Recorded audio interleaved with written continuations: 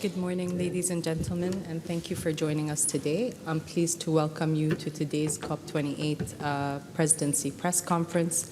I'm Sara Al-Mahri, Director of Diplomatic Engagement at COP28, and I'll be your moderator for today. Before we begin, if you could please ensure that your mobile phones are on silent. We also kindly request that you hold your questions until the end of the session and that you limit your questions to one.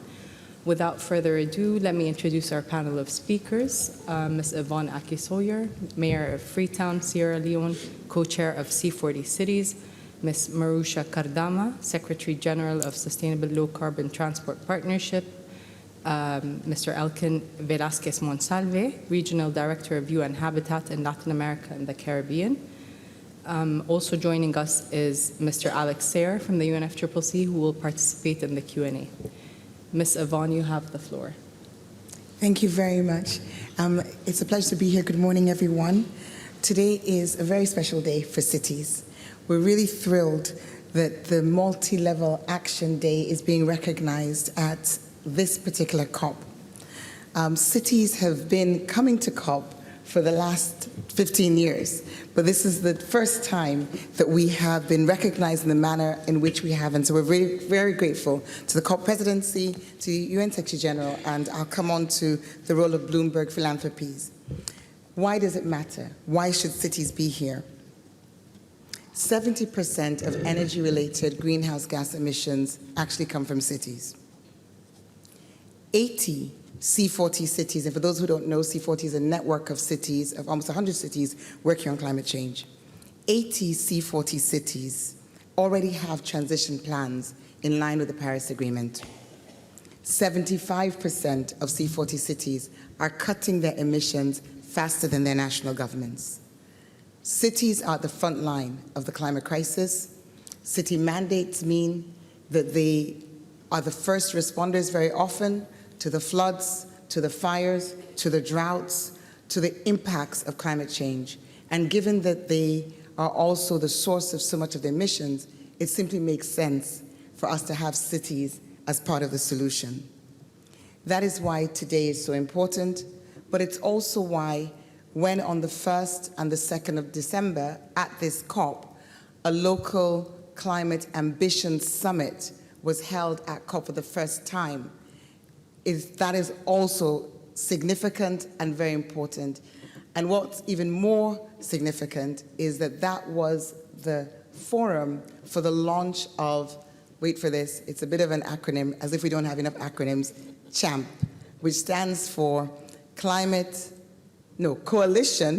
Coalition of High Ambition Multi-Level Partnerships. And I'm translating that to say national governments speaking to local governments.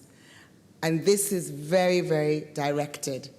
The NDCs, the nationally determined contributions, have hitherto had some reference to cities, very much dependent on whose NDC it is. CHAMP has had now 64 signatories. 64 countries have signed up to say we will include climate actions as part of our NDCs. With what I said before in terms of cities moving faster, cities being at the front line, we are convinced, and big thanks to the COP Presidency, Bloomberg Philanthropies, and the UN Secretary General for their leadership on CHAMPs.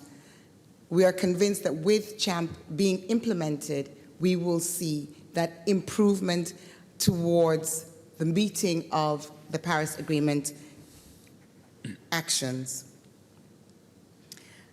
Climate consequences affect us all, but cities, as I said, are on the front line.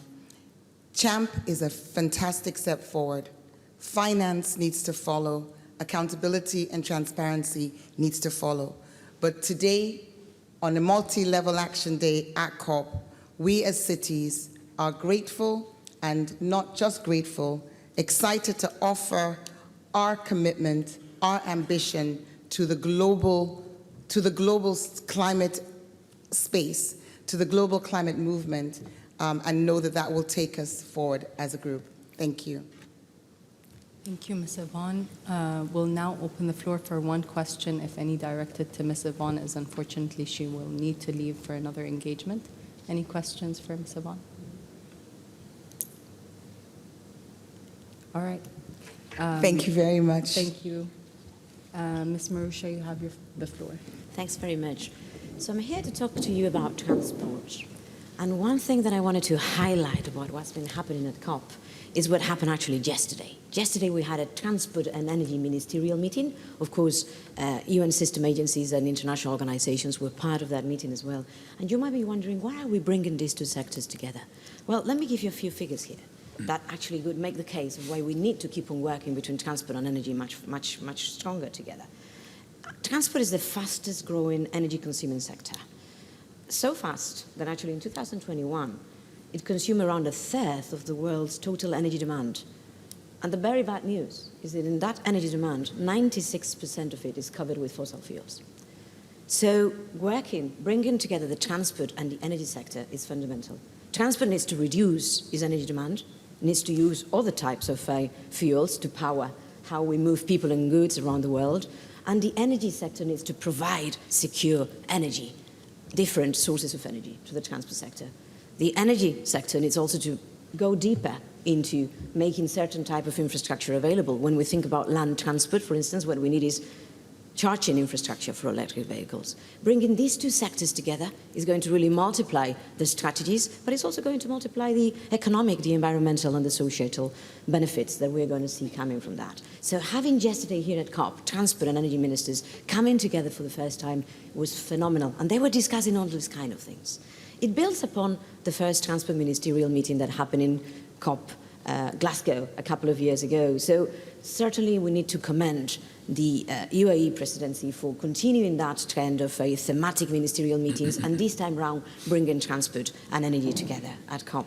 The second good news that I wanted to share with you is also the call to action for doubling the share of energy efficient and fossil-free forms of land transport by 2030. That has been signed up already by more than 50 multi-stakeholder organizations. Watch out today, because we're going to be making a few announcements of the countries who are also joining that open letter. It has been initiated by us from SLOCAT, jointly with REN21, but also co-initiated by other organizations like IDRI, ITDP, UIC, UITP, and the WRI, the World Resources Institute. So for us, this is a very important COP. You hear a lot of talk about electric vehicles, which are certainly making a huge difference. A lot of cities in the globe are electrifying completely their bus fleets, and that is phenomenal. The story is not just about electric vehicles. There's a lot more happening, for instance, in land transport. With the pandemic, we saw a panoply of cities across the globe further pedestrianizing their cities, building a lot of kilometers of cycling lanes. We have seen as well a renewal in the idea of proximity planning. You might have heard, for instance, Mayor Anne Hidalgo in Paris talking about the 15-minute city. You might have heard about the proximity planning in general, for instance, the compact cities, the neighborhood blocks. All that is really making a difference in how we reduce the need for using a private car or for using any type of motorized vehicles around the world. We are also seeing a lot of improvement when it comes to cities being brave enough to establish low-emission zones or even ultra-low-emission zones to reduce the polluting vehicles that go in the very center of the cities. So this COP for us is fundamental for many, many reasons. Obviously, we were delighted to see COP starting with 118 countries pledging to triple the capacity of renewable energies, the amount of production of renewable energies. Now the next step is to look at who needs to consume that renewable energy, and certainly the transport sector is one of the primary clients, or should be one of the primary clients. We were also delighted to have the news about the Loss and Damage Fund. Now we need a chapter about transport in that particular work, because the amount of billions that are actually being total annually in the damage of transport infrastructures is huge. In low and middle income countries, it's $8 billion US annually that gets damaged in terms of transport infrastructure. But if you then look at the monetary impacts of that damage on transport systems, the figures go up to $180 billion US dollars in low and middle income countries. And last but not least, of course, we all have the eye set on the global stocktake outcome. We are very pleased to see that parties are discussing about mentions to different themes and sectors. We know that it's not an easy conversation, but we would certainly like to encourage to keep all eyes set on some of the crucial things that are going to happen in this critical decade of action, with transport being one of them. And as I just told you, not only the deployment of electric vehicles, but actually the deployment of different technologies and different policies that are going to allow us to put sustainable low-carbon transport at the service of moving people and goods around the globe differently than what we are doing it today. Transport basically is not just about moving people from point A to point B. Transport is about livelihoods. It's about economic regeneration and economic activity for many, many, many of us around the globe. So thanks very much for listening to us, and happy to take any questions, of course. Thank you, Mrs. Kardama. Mr. Monsalve, you have the floor. Thank you very much. Good morning, everyone. We are here also expecting that we will be able to accelerate the action for mitigation, that we want also to advance on better adaptation, faster adaptation in the field. So today is a hopeful day because cities and multi-level climate action arrived to COP28. And this is thanks to the presidency of the COP28. We started last year in COP27 with the ministerial meeting on urbanization and climate. Today, we have the second ministerial meeting on urbanization and climate change. Having cities, having local stakeholders, having local communities in this process is one of the key elements to advance in an accelerated way. And we need to celebrate that. From a UN Habitat perspective, we are hopeful that we will continue, we will keep this process, and we will keep the key action of local authorities contributing to the process. Let me give you an example. Latin America and the Caribbean, we have 33 member states of United Nations making great efforts, trying to advance on mitigation, adaptation. Now they will be able to join forces with 16,000 local authorities to accelerate the actions towards mitigation, faster mitigation, and of course, better adaptation. The fact that member states are announcing that the NDCs are from now on going to integrate systematically the local actions, the local stakeholders, what cities are doing is also a matter of extreme importance for us seeing the process from the bottom up. There is also a very important point happening here at COP28 is the connection between the national action and the local action through the high ambition multi-level partnerships. This is a game changer in the process, and we expect from the international organizations, from local action, that this is going to be transformative. There is a gap, and the gap is in financing. Critical needs for climate finance remains in the field, remains in the global south, in local authorities, and this is also a very important point that local leaders are making here in Dubai at the COP28. Only 21% of the climate finance is allocated, for instance, to adaptation and resilience, which is the main need in the global south. And of this, or from this, only 10% is reaching the very local level. So we also recognize that there is challenges, but that there is also efforts to be made in the process of getting future effective action and implementation at the subnational level. Moving forward, COP29, COP30 are expected to continue this extremely important effort towards facilitating the integration of the local perspective. COP30 in Brazil, in Latin America and the Caribbean will be, of course, one of those moments where there is the expectation that the increased action and focus on people, in addition to nature and the lives of and livelihoods of those inhabitants in, for instance, the Amazon area in South America, this is going to be critical for the future of our planet. Thank you for your attention. Thank you all for your remarks. Unfortunately, Ambassador Majid had been called away to another engagement, so we apologize for that. So do send the questions directed to the Presidency to our media team. We will now open the floor for questions to our speakers. Before you begin, please state your name, media outlet, and who your question is directed to. Please, gentlemen, the first row.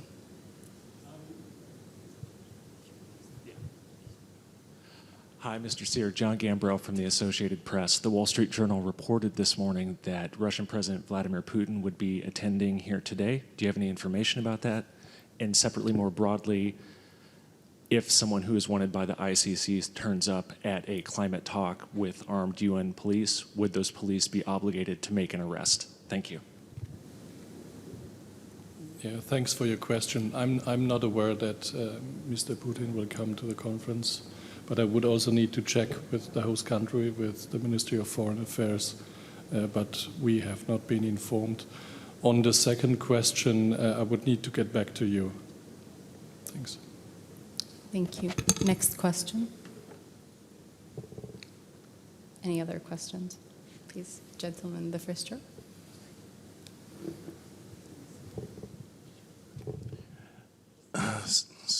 This is for Secretary General Kardam. Seth Borenstein, also the Associated Press. Any idea, since you're talking transport, how big it is, and this is such a large COP, how big a carbon footprint is the emissions of the 100,000 people coming here? How many of them are private jets? What kind of effect do having these COPs have on the planet, and is it time to start doing much of this virtually?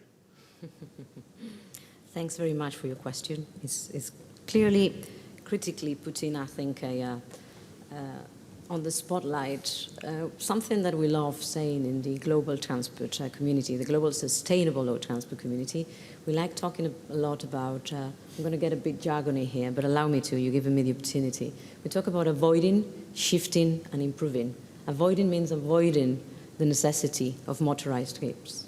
So reducing, isn't it, that demand for transport, and reducing the fact that we all go in a motorized car. Shifting means that instead of using your private car or a private jet, you go and use something that is collective, and that is public. So, you put more people. You are not moving empty air, one person in a car. You're putting more people in a car. And then what you do is you improve. And improve means you electrify vehicles, you change the fuel type they use, you improve the way in which a vehicle is designed, for instance, in order to reduce as well its energy consumption. So indeed, reducing the amount of movement is needed. At the same time, because I don't want to duck off from your question, I think that we also need to look at what is it that we gain from having these kind of gatherings? What is it that we are doing when we are here together? To what point are we putting the spotlight at least once a year on what we actually need to be doing, and what it allows us to do, for instance, as NGOs, in terms of putting a bit of pressure on accountability in these kind of processes, and making connections, and also bringing to these conferences not just the usual suspects that go in the conference and circuit, but also wonderful examples from the global south and from low and middle income countries around the globe. So I think that, like in any big conferences, there's pros and cons. I cannot give you the figure of the footprint. I would love to know it myself, personally, of course, but I think that we probably need to put things into perspective. And I don't think there is a COP once a year, the responsible source for the fifth of CO2 emissions that transport represents globally. What it is responsible for those emissions is the fact that on a daily basis, around the globe, people cannot go into public transport. The average access to public transport around the globe is around 50%. But when you go regionally, for instance, in places like in Asia or in Africa, it's going to be 36% of population, max, who are going to have access to public transport. Whereas me, where I live in Europe, 96% of us are going to have access. That is what is really going to reduce the footprint. And what is going to reduce the footprint in terms of how we move goods around the globe is to go more intermodal, is to be able to put those goods in different modes of transport as they make all the way from the production place to the place where they are consumed. And a lot that we have to do there, for instance, is on railways, is on really making a combination of electrified heavy-duty transport on roads with electrified railways. With that, we could be plummeting the CO2 emissions from transporting goods around the globe. So it's much more about, I think, the day-to-day, how we are on a daily basis moving people and goods around the planet, than on what we do once a year on a conference. Well, of course, at the same time, I do have views about, how we treat the footprint emissions of any big gathering. But I think that the attention has to be put on how do we build infrastructure and how we give access to mobility on a day-to-day to people in different ways than what we're doing it today. Thanks for your question. It allowed me to explain a bit more of I think, what's the, the devil in the detail about transport. Thank you. Please, we'll take the next question in the fourth row, I guess. Okay. Hi, my question is for you, Maroxa, again, sorry. You made a comment about brave, Caroline from Argus Media, sorry. You made a comment about brave cities, city being brave, when they do actions to reduce car footprints, including lanes, cycle lanes, public transport, they face massive backlash. Why is that? And what can be done to avoid this backlash that's often fueled by populism, which is hindering progress clearly? Thanks for the question. I mean, when a mayor, it's a pity the mayor had to leave us, because probably she could relate to this, I think, very, very much. When a mayor takes the very difficult political decision of saying that I'm going to reduce, the type of cars that can go in the center of my town, and some of them are already doing it for trucks even, for freight, it's really a tough political decision. It requires a lot of courage. You can only do that if you bring your population along. A lot of what happens still nowadays, and allow me to be the NGO I am here, in this panel, a lot of what happens lately, or has been happening for decades, is that we have associated the ownership of a private car with social status. It's about whether I've been or not successful in life. And that, I think, that's something that happens a lot in European countries, in global north countries. We are still trapped in urban form, in the shape of cities that were built for cars decades ago. And what we need to do is start building our cities and transforming our cities for people. But what we are seeing as well is that the rocketing percentage of car private ownership in certain parts of the globe, for instance in Asia, is concerning. And it all goes linked together. It all goes linked with giving access to all the modes of mobility, giving access to public transport. So I think that a lot of the backlash is about cultural habits, it's about behavioral change, it's about how we associate the way we move with the way we are successful or not in life. There is a wonderful example of a mayor in Africa, as the mayor of Kelimane, that ran his election campaign on a bicycle motorcade. And everybody was saying like, you're never gonna win, you're a poor man, look, you're moving around on a bike. When everybody else moves on a very big motorcade of very big cars. Well, the mayor won the election and has been winning the election for a while, for a few mandates. And actually, he made it on the press because he was followed by a motorcade of bicycles, thousands of bicycles, around the city. And he has actually changed the way his city moves today. So I think it's very much about that. And of course, that is not going to change over time, absolutely. But that sort of behavioral change, that sort of bringing population along is what we are actually going to have to put our efforts on if we want people to move differently, and if we want to support courageous mayors in being able to take the very difficult decisions of restricting the way in which we move in certain cities, to actually make it less polluting, to make it healthier at the end, and to make it more about community building, about place making, about social cohesion. Thanks. Thank you, Ms. Kardama. We'll take one final question. So if there are no questions, we will conclude today's press conference. I'd like to express my gratitude to our speakers for attending and for all of you here with us today, and look forward to seeing you again on Friday at 9:30 a.m. Once again, thank you very much and have a great day. I have one quick announcement. No, sorry. Sure, Alex. No, just to tell you that Executive Secretary Simon Steele will do a statement around 1 o'clock today for the media. It will most likely happen outside Plenary 1 in the foyer at this position. Oh, I think he will summarize the first week. and give you an idea where we are and where we go or need to go. Thank you. Thank you, Alex.